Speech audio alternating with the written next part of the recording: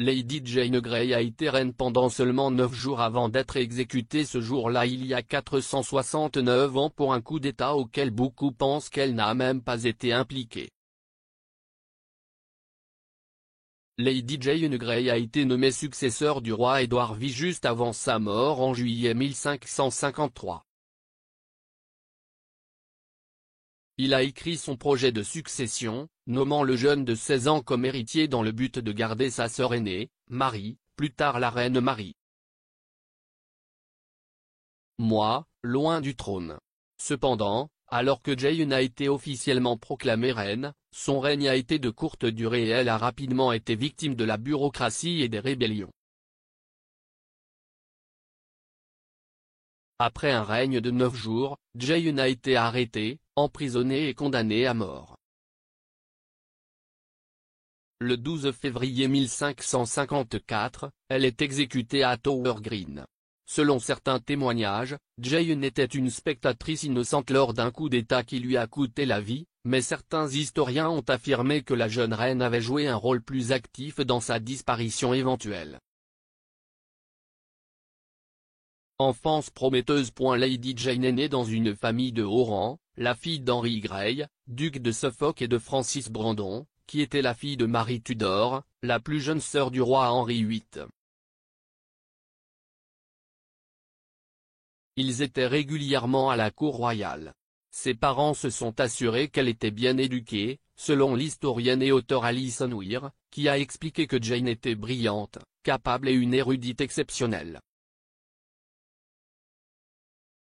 Jane a été initiée à une éducation protestante de haut niveau et est devenue passionnément dévote grâce à l'influence de Catherine Parr, la 6e et dernière épouse d'Henri VIII. Au printemps 1547, elle avait été transférée dans la maison de Thomas Seymour, le frère de Jane Seymour, la 3e épouse du roi Henri et le nouveau mari de Catherine. Écrivant pour History Extra en 2019, Madame Weir a déclaré « Les années les plus heureuses de la vie de Jane ont peut-être été celles qu'elle a passées dans la maison de Catherine Parr, qui a encouragé cette fille formidablement intelligente dans ses études. Elle a facilement embrassé la religion protestante, auquel Jane est restée fidèle toute sa vie. » Édouard VI était devenu roi plus tôt cette année après la mort de son père. Selon certains historiens, l'ambitieux Thomas a vu une opportunité en Jane et savait que l'avoir sous son influence pouvait être extrêmement rentable. Bien que Jane et Édouard soient encore des enfants, Thomas avait l'intention de marier Jane au roi une fois qu'il aurait atteint la maturité. Cependant, un moment de folie a vu Thomas arrêté et par conséquent exécuté. Son ambition l'a emporté lorsqu'il a tenté de pénétrer par effraction dans les appartements privés d'Édouard V dans la nuit du 16 janvier 1549. Son frère, Édouard de Seymour, était le lord protecteur du jeune Édouard, et au grand mécontentement de Thomas, avait exploité sa position puissante. Ayant été poussé à une action désespérée pour se rapprocher du roi, Thomas fut envoyé à la Tour de Londres et exécuté le 20 mars 1549. En conséquence, Lady Jane fut renvoyée chez elle et ses perspectives d'épouser le roi furent anéanties. Devenir héritier. Pendant ce temps, le règne d'Édouard de Seymour au nom de l'enfant King était désastreux.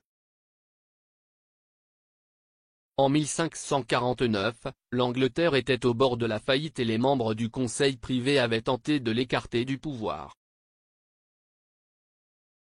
Dirigé par John Dudley, devenu comte de Northumberland, Édouard de Seymour a été renversé, arrêté, inculpé et finalement exécuté à la Tour en 1552. John Dudley s'est avéré plus efficace pour diriger le pays et le roi, maintenant adolescent, gagnait en confiance et devenait plus affirmé. Il a commencé à accélérer le rythme de la réforme religieuse et à penser à un successeur protestant. La recherche d'un héritier par Édouard devint plus vitale lorsqu'il tomba malade de fièvre et de toux en janvier 1553. Dès lors, sa santé resta fragile, faisant craindre le pire au jeune de 15 ans. Préoccupé par le sort de la couronne, le jeune roi rédige son devis pour la succession. Avant tout, Édouard voulait s'assurer que son successeur était un homme protestant. En conséquence, il déshérite ses demi-sœurs Marie et Élisabeth au profit des héritiers mâles de sa cousine, Lady Frances Grey, ou de ses enfants, Jane, Catherine et Marie. Cependant, en juin, il est devenu clair que le roi était mortellement malade et comme aucun de ses cousins n'avait encore produit d'héritier mâle, il a changé son dessein en faveur de Lady Jane. Nicolas Tailly, historien et auteur de Crown of Blood, The Deadly Inheritance of Lady Jane Grey, a écrit « Ce qui a rendu le devise d'Édouard d'autant plus significatif, et explosif, était le fait qu'il avait été en partie orchestré par le jeune roi. » Conseiller en chef, John Dudley, duc de Northumberland. Northumberland était un homme ambitieux, désespéré de conserver son emprise sur le pouvoir, ce qui serait inévitablement diminué si Marie accédait au trône, pour le simple fait qu'elle le détestait, pour des raisons à la fois religieuses et politiques. John Dudley a vu un grand potentiel dans la dernière conception d'Édouard car plus tôt cette année-là, il avait marié Jane à son fils, Lord Guildford Dudley. Dans le cas de la mort d'Édouard, Jane et Guildford deviendraient roi et reine. Lady Jane s'est mariée aux côtés de sa sœur Catherine Grey et de sa belle-sœur Catherine Dudley lors d'une triple cérémonie à Durham House. Bien que l'on sache peu de choses sur la vie conjugale de Jane et Guildford, Jane s'est décrite comme une épouse qui aime son mari. Reine oubliée. En juillet 1553, le bref règne d'Édouard prend fin. Le 9 juillet, Jane a été convoquée à Sion House, la maison londonienne de son beau-père, pour être informée qu'elle allait maintenant être couronnée reine, conformément aux instructions d'Édouard. La nouvelle aurait été une énorme surprise pour Lady Jane, qui est devenue très affligée, à la fois déroutante et embarrassante pour les conseillers privés qui s'étaient agenouillés devant elle pour lui prêter allégeance. Certains récits affirment que la jeune femme s'est évanouie après avoir été informée de la nouvelle qui a changé sa vie. Ce n'est que lorsque ses parents et son mari sont arrivés que Lady Jane s'est calmée. Elle décrivit plus tard l'événement, leur déclarant « Mon insuffisance, je me lamentais beaucoup de la mort d'un si noble prince, et en même temps, me tournais vers Dieu, le priant et le suppliant humblement, que si ce qui m'était donné était à juste titre et légitimement mien, sa divine majesté m'accorderait une telle grâce et un tel esprit que je pourrais le gouverner à sa gloire et à son service et à l'avantage de ce royaume. » Le lendemain, Jane, son mari, ses parents, sa belle-mère et d'autres dames de la cour sont entrées dans la tour de Londres, où les nouveaux monarques séjournaient traditionnellement à partir du moment de leur accession au couronnement. Cependant, lorsqu'il s'agissait de porter la couronne, la jeune fille s'est montrée hésitante dans son nouveau rôle. Elle a refusé et s'est souvenue qu'on lui avait dit qu'elle pouvait le prendre sans crainte et qu'il fallait en faire un autre aussi, pour couronner mon mari.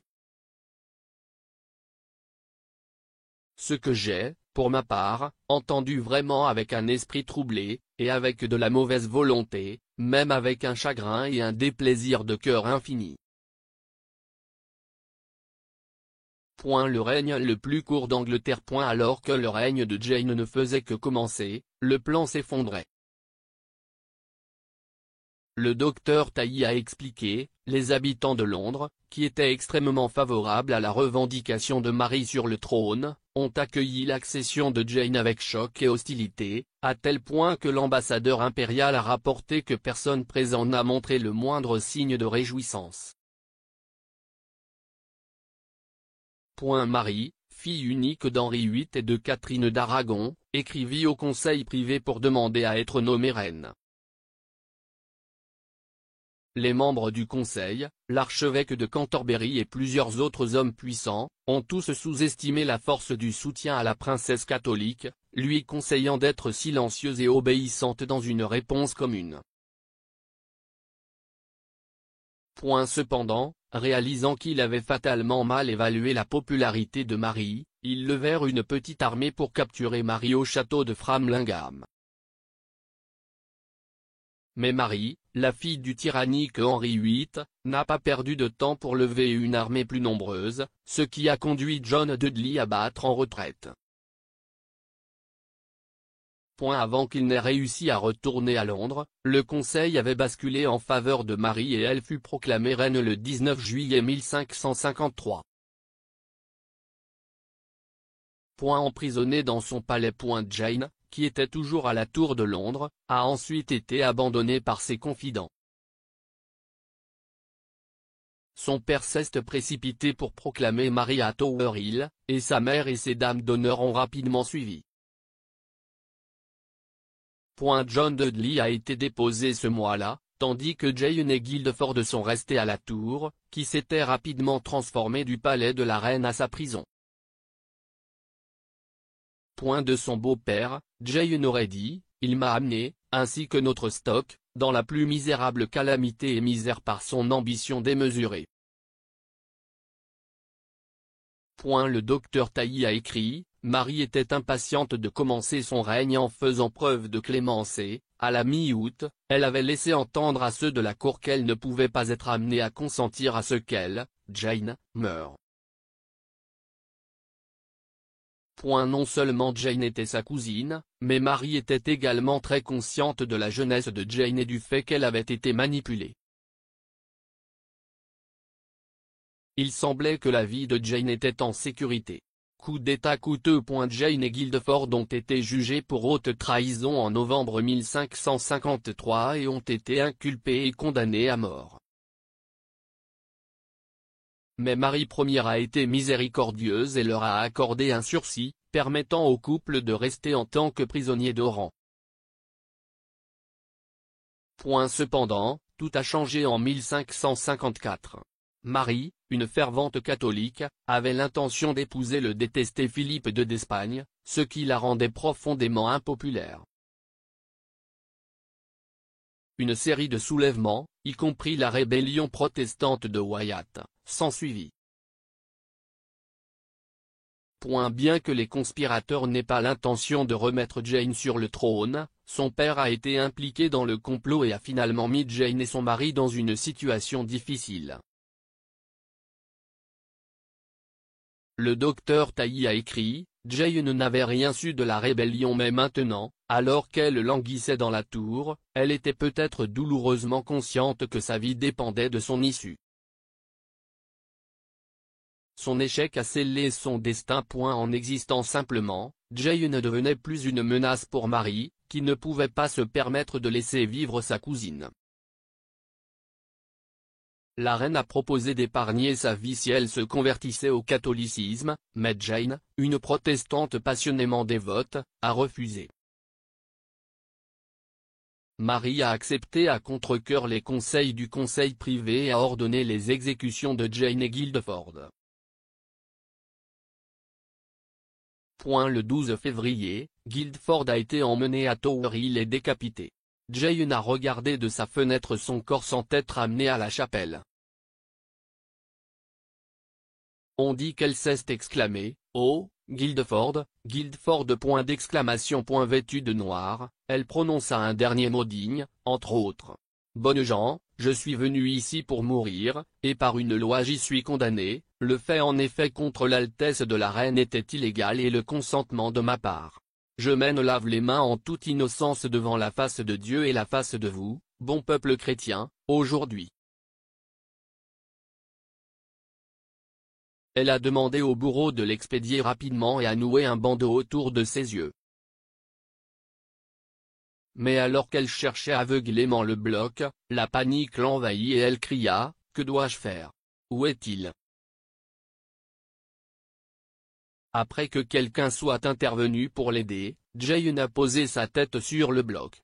Alors qu'elle prononçait ces dernières paroles, « Seigneur, entre tes mains je remets mon esprit, la hache tomba. Elle n'avait que 17 ans. Héritage contesté. La mort de Jane Grey a marqué la fin du règne le plus court de tous les monarques anglais, avant ou depuis.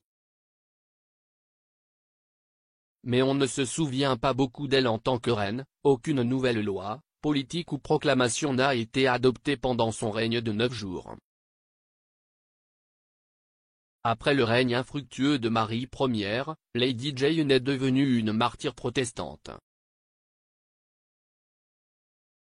Mais au XIXe siècle, elle était dépeinte comme une victime innocente. Le docteur Tailly a écrit, « La mort de Jane a fait d'elle une martyre, non seulement pour les protestants en Angleterre, mais aussi sur tout le continent. » Ailleurs dans le royaume, cependant, sa fin est passée presque inaperçue. Ce n'est que des siècles plus tard qu'on a commencé à se souvenir de Jane comme l'une des victimes les plus tragiques de l'histoire. Et dans cette image, il y a une part de vérité, Jane a été à la fois victime des circonstances et de son sang royal. Cependant, Léanada de Lille a soutenu que Lady Jane a été mythifiée, voire fétichisée, comme la victime innocente de l'ambition adulte. Écrivant pour BBC History Magazine en 2010, elle a déclaré que la légende était largement inspirée par la fraude. Madame de Lille a soutenu que Jane avait été exécutée pour les actions de son père, mais aussi pour sa position religieuse et son règne en tant qu'usurpatrice. Elle écrit, consciente que la cause protestante serait lésée par son lien avec la trahison, Jane a rappelé aux gens de l'échafaud que si en droit elle était une traîtresse, elle avait simplement accepté le trône qu'on lui offrait et était innocente de l'avoir recherché. De ce noyau de vérité, l'image ultérieure de Jane a été filée. Les propagandistes protestants ont développé ces prétentions à l'innocence, attribuant les événements de 1553 aux ambitions personnelles du père et du beau-père de Jane, plutôt qu'à la religion. Elle a poursuivi. La répétition de vieux mythes est préjudiciable.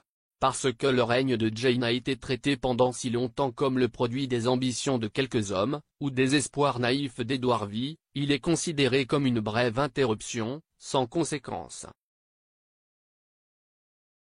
Mais si est essentiel pour comprendre le développement de notre histoire constitutionnelle. Un autre mystère entoure l'apparence de Jane. La description contemporaine la plus complète de Lady Jane aurait été écrite par Battista Spinola, une marchande génoise, qui a assisté à sa procession vers la Tour de Londres pour être proclamée reine en 1553.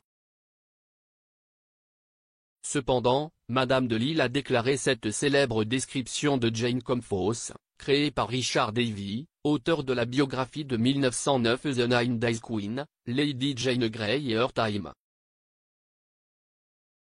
Madame de Lille a commencé une longue recherche de la lettre Spinola, mais ne l'a jamais trouvée à Gênes ni dans aucune histoire antérieure à 1909.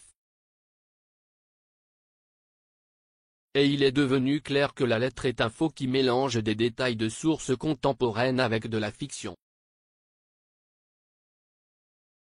Sans image ni description contemporaine, le public a dû se contenter de Jane telle qu'imaginée par les artistes.